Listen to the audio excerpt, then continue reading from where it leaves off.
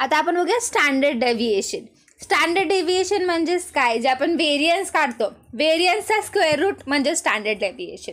So standard deviation is positive square root of arithmetic mean of the square. एवढं लक्षात ठेवलं तर ठीक आहे.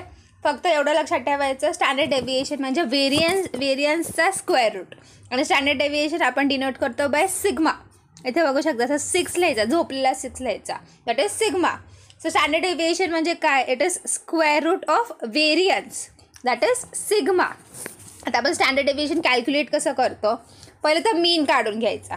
मीन भेटला की प्रत्येक ऑब्झर्वेशनमधून मीन मायनस करायचा.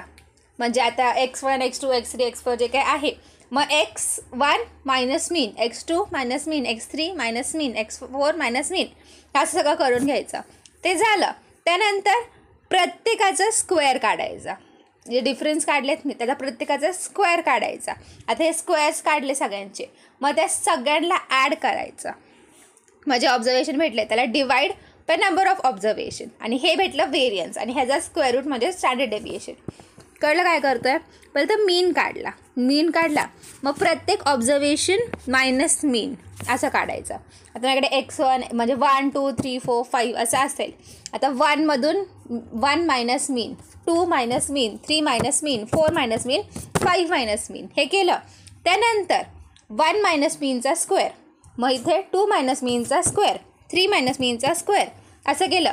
त्यानंतर ह्या सगळ्यांना ॲड केलं, म्हणजेच 1 मायनस मीनचा स्क्वेअर प्लस 2 मायनस मीनचा स्क्वेअर प्लस 3 मायनस मीनचा स्क्वेअर ॲड केलं. मग आता मला जे भेटले ते divide by number of observations, हे भेटलं मला व्हेरियन्स. आणि व्हेरियन्सचा स्क्वेअर रूट केला तर आपल्याला भेटतं स्टँडर्ड डेव्हिएशन.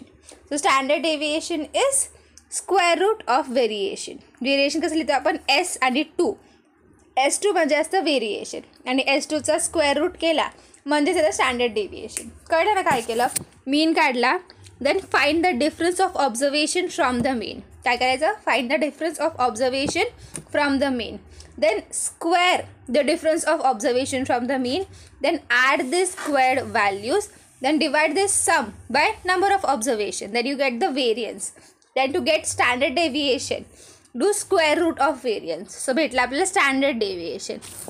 आता स्टँडर्ड डेव्हिएशन का करतो आपण, की ह्याच्यात आपल्याला कळेल की इंडिव्हिज्युअल ऑब्झर्वेशन मीनपासून किती डेव्हिएट झाले. आपली जी मीन व्हॅल्यू आहे त्याच्यापासून इंडिव्हिज्युअल ऑब्झर्वेशन किती डेव्हिएट झाले, किती स्कॅटर झाले, हे आपल्याला कळतं. आणि इन शॉर्ट आपण काय हे करतो आहे की आपण डेव्हिएशन किती झाले हे समराईज करून सांगतो की एवढं डेव्हिएशन झालं आहे प्रत्येक ऑब्झर्वेशनचं फ्रॉम द मीन. सो काय करतं standard deviation, it helps to find out how individual observations are scattered from the mean. म्हणजे मीन निघला आहे माझा 5 आणि माझी व्हॅल्यू आहे 4, तर मी किती 1नी स्कॅटर्ड आहे ना. So that is standard deviation, असं लक्षात ठेवायचं. सो ते हेल्प करतं to find out how individual observation are scattered from the mean. आणि इन शॉर्ट आपण काय करतो, वी आर समरायझिंग किती डेव्हिएशन झालं आहे.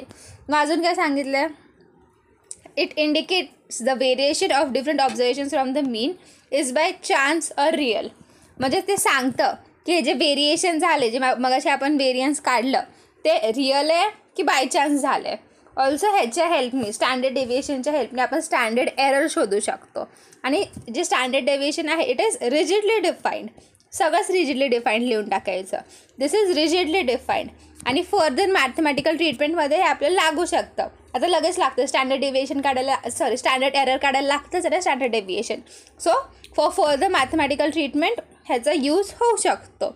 आणि जरी आपल्या सॅम्पल्समध्ये फ्रॅक्शन्स वगैरे असतील, जे आपण ऑब्झर्वेशन्स काढलेत त्यात काही फ्रॅक्शन्स वगैरे असतील तरी आरामशीर आपण स्टँडर्ड डेव्हिएशन काढू शकतो. So it is not much affected by sampling fractions. मग काय काय युजेस सांगितले पहिलं, तर त्याच्यावरून आपल्याला कळतं डेव्हिएट किती झालेत सगळे ऑब्झर्वेशन्स. मग आपल्याला कळतं की जे व्हेरिएशन आहे ते बाय चान्स झालं आहे का रिअल झालं आहे. देन स्टँडर्ड डेव्हिएशनच्या मदतीने आपण स्टँडर्ड एरर कॅल्क्युलेट करू शकतो. आणि standard deviation is rigidly defined. मग नेक्स्ट सांगितलं आहे की ह्याचा आपण फर्दर मॅथमॅटिकल ट्रीटमेंटसाठी यूज करू शकतो. आणि जरी आपल्या सॅम्पल्समध्ये फ्रॅक्शन्स आले तरी काही फरक पडणार नाही, आपण आरामशीर काढू शकतो. मग अजून इकडे काय सांगितलं आहे, it also helps in finding suitable sample size for valid conclusion and it helps to test the hypothesis. एवढं काही महत्त्वाचं नाही. आता आपण एक एक्झाम्पल बघूया. आता 6 स्टुडंट्स होते. आपण त्यांना प्रत्येकाला विचारलं की ऑन ॲन ॲव्हरेज तू एव्हरी डे किती तास अभ्यास करतोस, म्हणजे पर डे किती तास अभ्यास करतोस. मग प्रत्येकाचे व्हॅल्यूज आले, ते आपण घेतले. जे काय आले की कोणी 2 तास रोज अभ्यास करतं, कोणी 6 तास, कोणी 5 तास. आता हे सगळ्यांचा आपण मीन काढला. कसा मीन काढला? सगळ्यांचं टोटल केलं divide by number of observations. So आपला मीन आला 3.5.